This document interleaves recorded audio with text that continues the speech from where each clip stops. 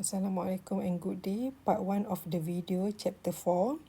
Before I start with Chapter 4, 4.1 until 4.3, in week 9, I need to explain regarding a list of formula for Chapter 4 integration.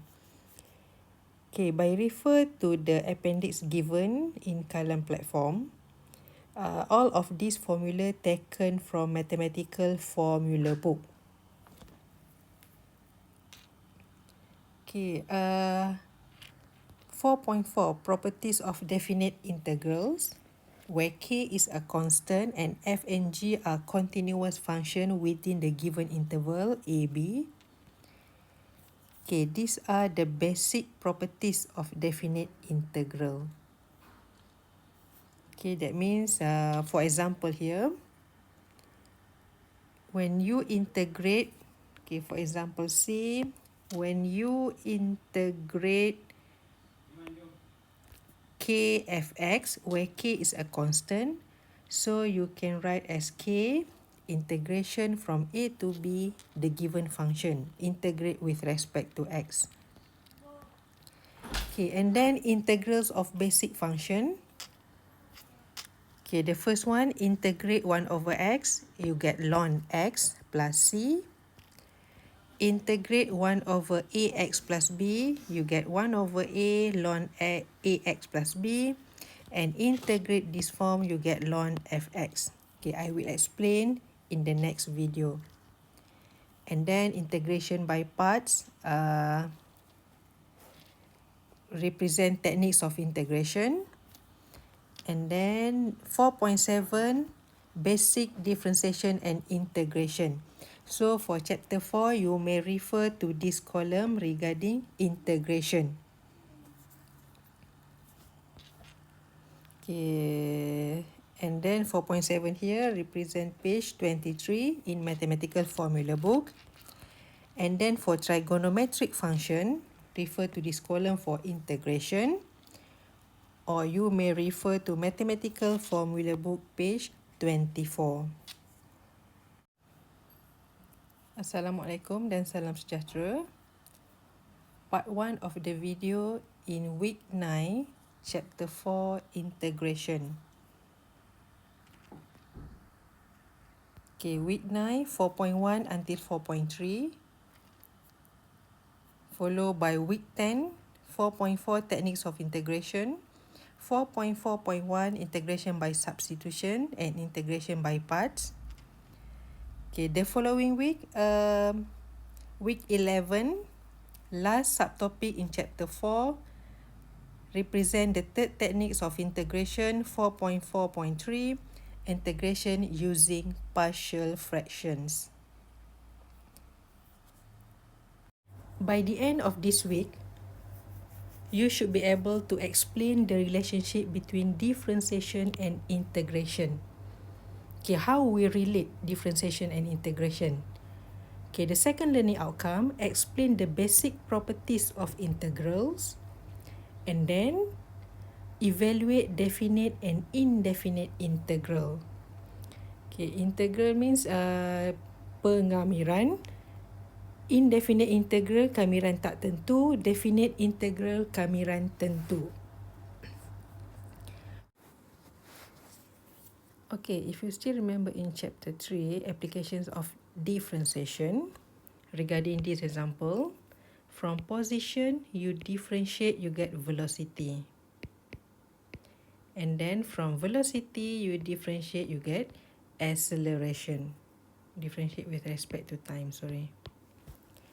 But in chapter 4, integration is a reverse process of differentiation. Terbalik daripada differentiation. That means for this example, if you have acceleration, you integrate, you get velocity. And then from velocity, integrate, you get position. And then the concept of integration can be applied to find area under the curve or area of the shaded region. Let's say you have x axis, y axis, And then this area of the shaded region, to find area under the curve, capital letter A, integration from, let's say we use x-axis, integration from 0 to A, the values of x, minimum and maximum value, the given function integrate with respect to x, because we refer to x-axis. Okay, and then for this graph, x-axis represent time, y-axis represent velocity. Okay, for this case, area of the shaded region or area under the curve represent distance traveled by the object. A equal to integration from 0 to A, the given function integrate with respect to time, because x-axis represent time. Okay, for the third example, x-axis represent time, y-axis represent power. Area under the curve represent total energy. Okay. Introduction to integration. Okay, integration is the reverse process of differentiation. Let's say you have y equal to fx. Differentiate, you get f prime x, or dy dx. Differentiate with respect to x. And then if you integrate, you get back y equal to fx. So that's why integration is the reverse process of differentiation. Okay, for example here, refer to this example. You have y equal to x squared. Differentiate y with respect to x. Okay, differentiate this function with respect to x. You get dy dx equal to differentiate to x. Okay, and then if you integrate this, integrate with respect to x, you get y equal to x squared.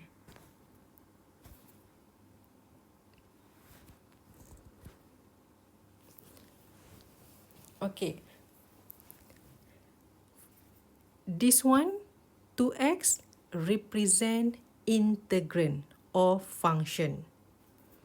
This symbol it's known as symbols of integration, where x is independent variable. And then if you integrate with respect to x, the given integrand or the given function, you get y equal to x squared plus c. Why do you have plus c? What is c? C represent constant of integration only for indefinite integral. Okay, only for indefinite integral. Apa dia indefinite? We don't have upper limit and lower limit. Okay, that is indefinite integral. You must have constant of integration, and that is your unique solution. The different function, you will get the different value of C. So, nilai C ni berbeza-beza. Okay, kenapa ada nilai C? Why do you have constant of integration for indefinite integral? Okay, refer to this example.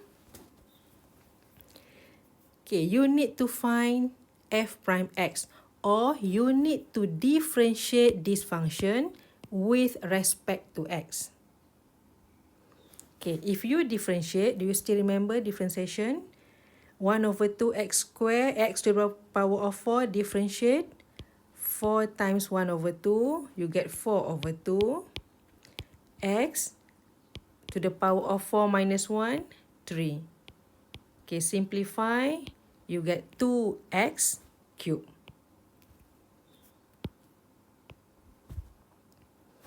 Okay, what about the second function? Fx equal to 1 over 2 x to the power of 4 plus 5. Differentiate with respect to x, or find dy dx. f prime x. Okay, similar with the first function. Okay, you differentiate 4 over 2 x cubed. Differentiate constant, you get 0. So you still get the same answer, 2x cubed. Okay, for the third function, fx equal to 1 over 2x to the power of 4 minus 3. Differentiate or find f prime x. Okay, you get 4 over 2 x cubed, and then differentiate constant, you get 0. Simplify 2x cubed. Same with this answer. So what we can say that if you integrate this function with respect to x, okay, tadi daripada sini kita differentiate dapat yang ini. Now reverse process, daripada jawapan tadi ni you integrate.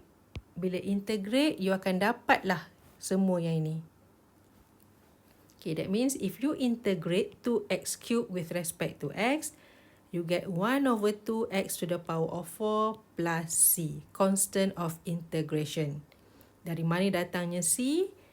Daripada function yang kita differentiate tadi. Because when you differentiate constant, you get 0. Okay, that's why for indefinite integral, you have constant of integration, c. Okay, that is 4.1, Introduction to Integration. 4.2, Indefinite Integral, kamiran tak tentu. There is no upper limit and lower limit. So your final answer, you must have constant of integration. And C can be any value. Okay, this formula taken from Mathematical Formula Book, page 23. For integration, let's say you integrate k with respect to x, where k is a constant. Integrate constant, you get kx plus c. Okay, integrate k dx. Integrate k dx means you integrate k x to the power of 0. Because x to the power of 0 equal to 1. Okay, any value apa sahaja kuasanya sifar, kita akan dapat 1. So, samalah dengan atas ni. And then if you integrate, bila kita integrate, k is a constant. Okay, constant you tulis balik. X, differentiate, kuasa kita tolak 1. Tapi untuk integrate, kuasa kita tambah 1. Dia terbalik. Differentiate minus 1, integrate plus 1. So k, x 0 plus 1, x to the power of 1, don't forget plus c. Samalah dengan formula yang pertama ni. Okay. Okay, for the second formula, integrate x to the power of n dx. Okay, integrate x to the power of n dx. Okay, for integration, plus 1, that means x n plus 1 divide by, you rewrite the given index. X plus 1, don't forget constant of integration. Inilah yang kedua ni. Ini integrate. Okay, jangan confuse dengan differentiate. Kalau differentiate, you differentiate x to the power of n. How to differentiate? N letak kat depan, x to the power of n minus 1. Okay, kita bawa ke depan dulu, x, n tolak 1. Tapi integrate, macam mana? Okay, integrate x n plus 1 dulu, divide by yang kuasa atas ni tadi, you salin balik dekat bawah, bukan bawa ke depan. Okay, the third formula, k fx dx, you can write as k multiply with integration of fx dx because k is a constant. Okay. Next, addition and subtraction. If you have two functions, we integrate together. For addition and subtraction, you can separate one by one. Next, for exponential function, okay, integrate exponent kx with respect to x. For integration, you rewrite exponential function, divide by, you differentiate kx. Differentiate kx, you get positive k, don't forget constant of integration. Ini integrate. Do you still remember how to differentiate exponential function? For exponential function, differentiate.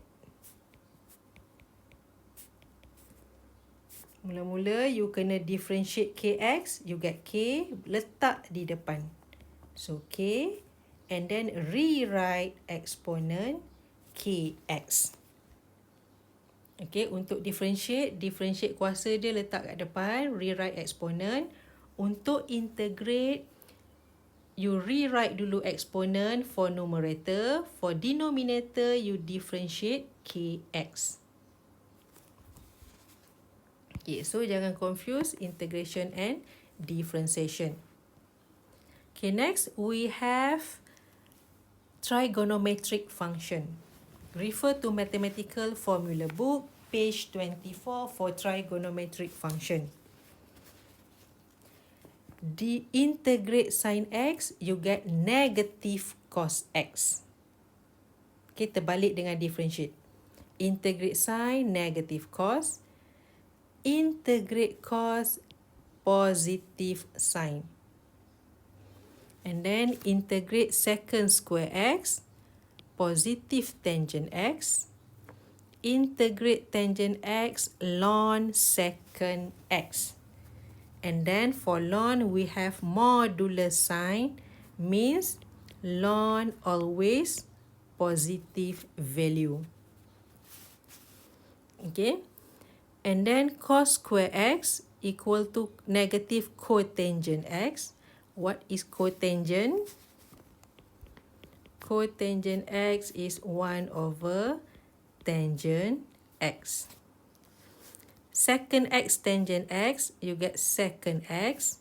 Second x equal to 1 over cos x.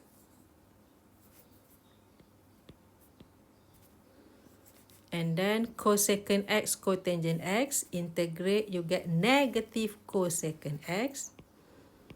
Cosecant x is 1 over sin x. Okay, finally, integrate secant x, you get ln secant x tangent x. And then you have plus c for indefinite integral. Okay, for trigonometric, okay, the first one, sin x dx. Okay, let's say you have integrate sin fx dx. Okay, from this formula, integrate sin, you get negative cos. So, similar with this example, integrate sin fx dx. The answer is negative cos. Rewrite the given function fx. Divide by, you differentiate fx right in the denominator. don't forget, plus C. Okay, differentiate fx letak sebagai denominator di bawah. Similar with similar with if you integrate cos fx.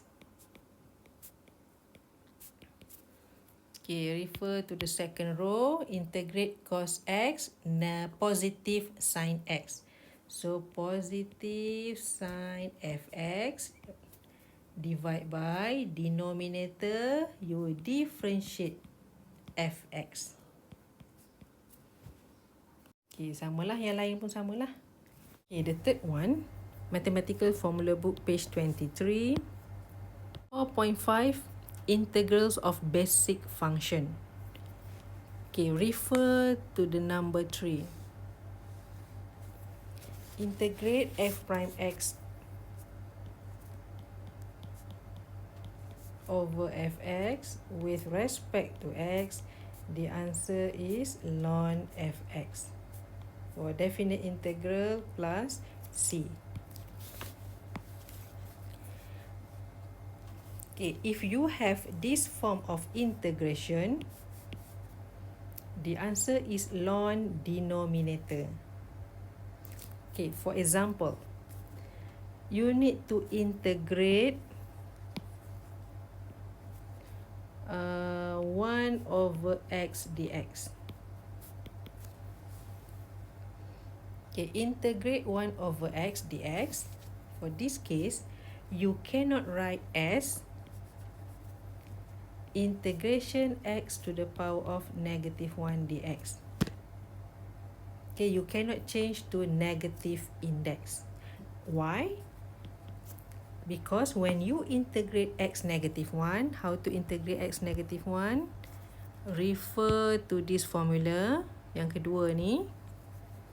Okay, x negative 1, n plus 1 means negative 1 plus 1, divide by negative 1 plus 1 plus c. So x negative 1 plus 1, x to the power of 0, divide by 0 plus c. Any value divide by 0 is undefined. That's why 1 over x, you cannot write as x to the power of negative 1. Cannot change to negative index. Okay, so how to integrate? Integrate 1 over x dx. Okay, integration 1 over x dx. Denominator, you have x. Differentiate x, positive 1, lies in the numerator. Similar with this formula.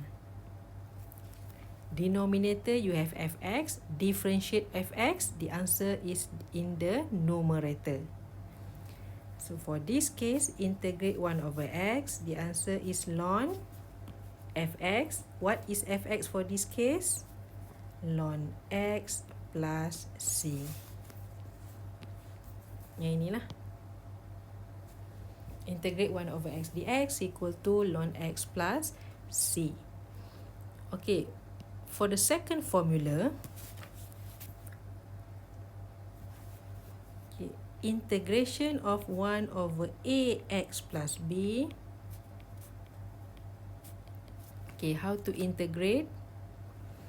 Sama juga macam atas, you cannot write as integration of ax plus b to the power of negative 1. Okay, bila integration, ada je kuasa negatif 1, you tak boleh nak integrate. Sebab nanti denominator ni, you akan dapat 0. Because negative 1 plus 1, you get 0 in the denominator. So for this case, you kena tukar bagi jadi bentuk yang ini. That means denominator fx, ax plus b, differentiate ax plus b, you get a. Because differentiate b, you get constant. So differentiate ax, you get a. A must lies in the numerator. Betul? Tapi sekarang ni A kita tak ada. Numerator kita ada 1. Sepatutnya, if you need to use this formula, A over AX plus B. Is it correct? Differentiate denominator, you get A. A tu ada jawapan dia dekat atas. Jadi jawapan dia ln fx or AX plus B plus C. Sepatutnya yang inilah. Tapi sekarang ni numerator kita 1 bukan A. Okay, yang kat sini ni 1 bukan A. Kita nak jadikan dia A. A is a constant. So you darab numerator and denominator dengan A. Bila you letak A dekat atas, of course you can divide by A balik. Because A and A cancel out, you dapat balik equation yang asal, function yang asal. So, multiply numerator and denominator with A, and then 1 over A is a constant. Integrate A, AX plus B. Gunakan formula yang ini. You get ln AX plus B. Jangan lupa constant kat depan ni, 1 over A. Okay, jadi untuk yang mudah, you kena faham yang ketiga ni sahaja. Formula yang ketiga. Bila you faham formula ketiga, you boleh apply untuk yang kedua dan yang pertama. Okay, because yang pertama yang kedua ni datang daripada yang ketiga ni. Okay, example 1. Okay, example 1 ni, you need to understand these 3 formulas. Page 22, 23 and 24. Sorry, page 23 and 24 in mathematical formula book. Baru you boleh solve example 1. Okay, example 1, I will explain in part 2 video. Thank you.